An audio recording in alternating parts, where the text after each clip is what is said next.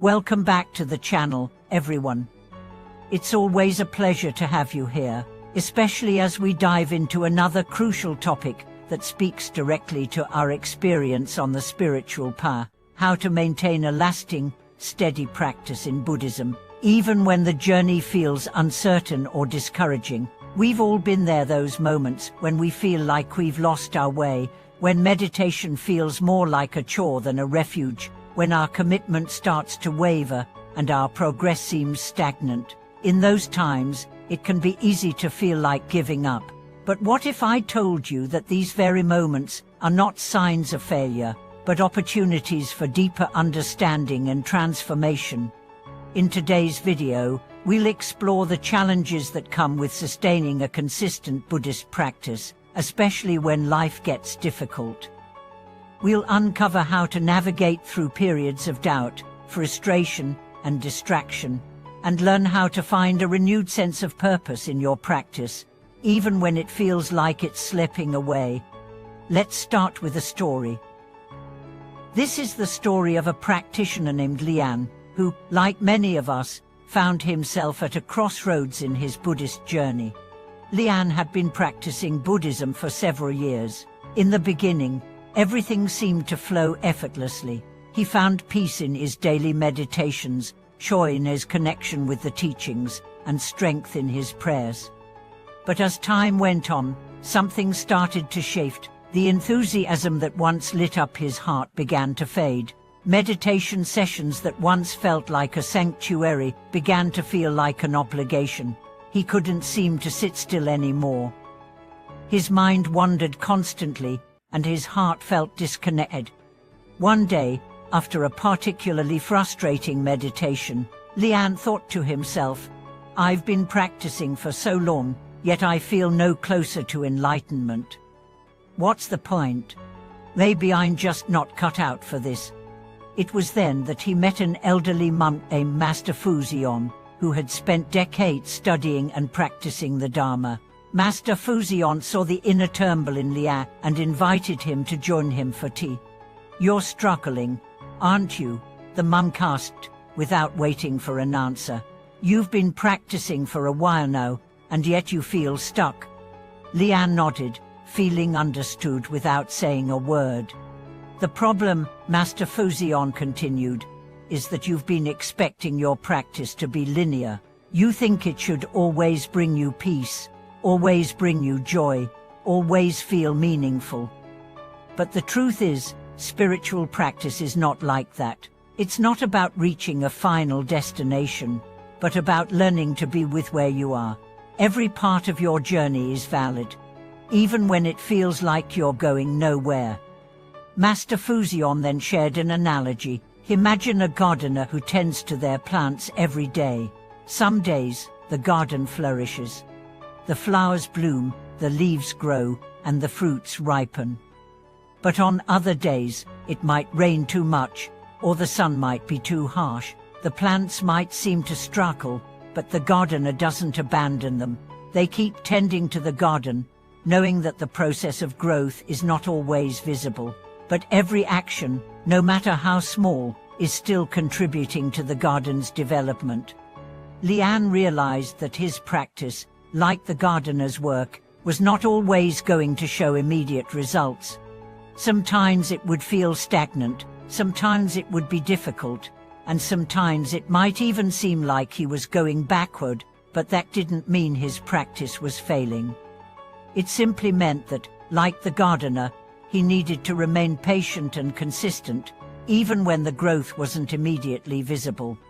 Master Fuxion's words stuck with Lian, and he began to reframe his view of practice. She stopped measuring his success by how peaceful he felt during meditation or how quickly he could clear his mind. Instead, he focused on the consistency of his effort. She started to see each moment of his practice not as a struggle to be overcome, but as a learning experience. Whether his mind was calm or chaotic, whether his body was still or restless, he began to realize that every part of his practice had value. Over time, Lian learned to embrace the challenges of his practice. When distractions arose, he acknowledged them without judgment. gently bringing his focus back to the present. When his mind wandered, he didn't scold himself. Instead, he smiled softly and refocused with patience. He understood that each moment of mindfulness, no matter how brief, was a victory. In the months that followed, Lian began to experience a quiet shift in his practice. While it wasn't always easy, he began to find deeper contentment in the process itself. She stopped looking for quick fixes or dramatic moments of insight.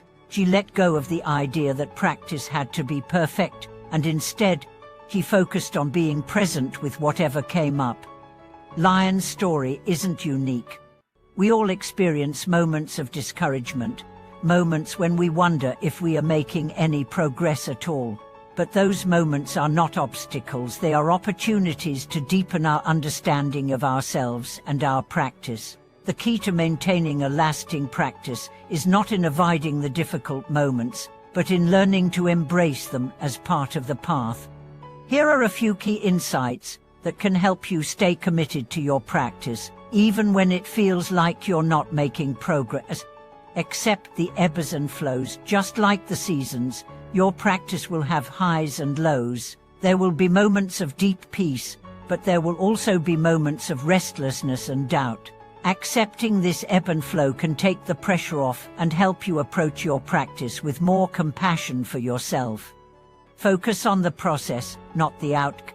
When you focus too much on the end goal, whether it's enlightenment, inner peace, or some other state, you may feel disappointed when progress seems slow. Instead, focus on the process itself, the act of sitting, breathing, and being present. The practice is the goal. Be kind to yourself when your mind wanders or when meditation feels difficult. Don't be hard on yourself. Self-criticism only creates more resistance. Instead, gently bring your attention back, knowing that this is part of the practice. The more you cultivate self-compassion, the easier it will be to continue. Find joy in the small moments. Often, we expect big breakthroughs or dramatic experiences, but true practice is in the small, quiet moments, like noticing your breath, feeling the ground beneath you, or observing the thoughts that arise and pass.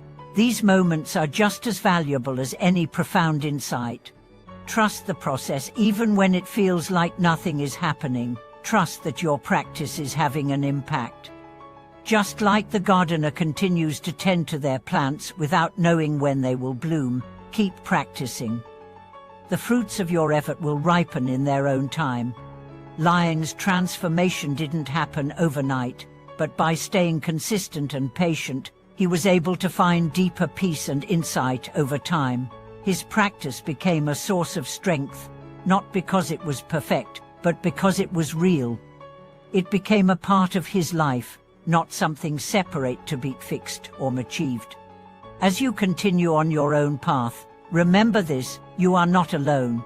We are all in this together, and the struggles you face are not a sign of failure, but a natural part of the journey. Trust in your practice, trust in the process, and trust in yourself.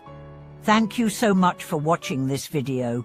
If you've ever struggled with consistency or felt discouraged in your practice, I invite you to share your thoughts or experiences in the comments. Let's support each other and remind ourselves that every step, no matter how small, is part of the path.